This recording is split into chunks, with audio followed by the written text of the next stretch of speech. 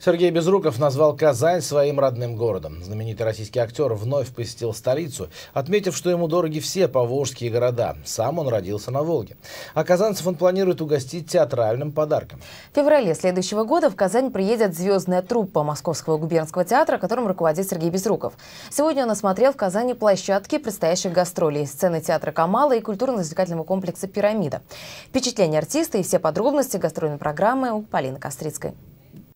Поклонники ждали Сергея Безрукова и его театра еще этой осенью, но творческие планы поменялись. Гастроли Московского губернского театра в Казани состоятся, изменятся лишь даты. 4 спектакля с участием звезд будут показаны с 24 по 28 февраля следующего года. Казань – серьезный город, здесь очень серьезная театральная культура. И понятно, что это очень ответственно для меня, как художественный руководитель Московского губернского театра, представлять здесь свои спектакли. Ответственно, потому что здесь у зрителей есть вкус, хороший вкус театральный, поэтому надо еще угодить. Я надеюсь, что все будет хорошо. Мы работаем честно, и спектакли у нас честные.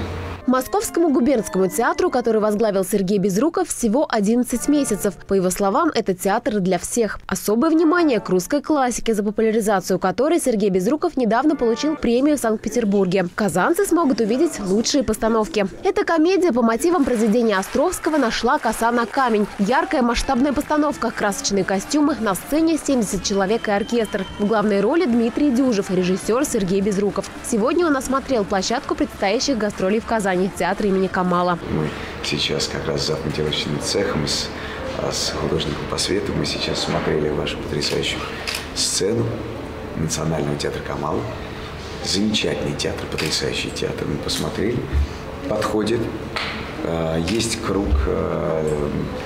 На самом деле технически сцена оснащена очень хорошо. Также зрителей ждет философская фантазия «Прекрасное далеко» Привалова и притча «Первое-второе пришествие» Слоповского. А детский мюзикл про 3 отважных поросят пройдет на сцене «Пирамиды». Несмотря на то, что сам Сергей Безруков не задействован в спектаклях, он планирует приехать в Казань вместе со своей труппой. И меня, может быть, встретить в фойе, имейте в виду.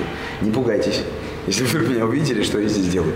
Я приехал со своим театром. Это моя жизнь, это мой родной дом. Я люблю актерский театр. У меня нет ничего важнее на сцене.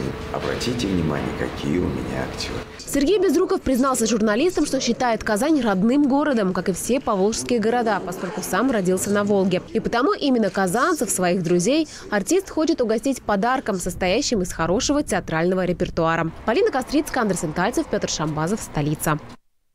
Каким должен быть театр для всех? Стоит ли осовременивать классику? И зачем актерам уроки эстетики, по мнению Сергея Безрукова?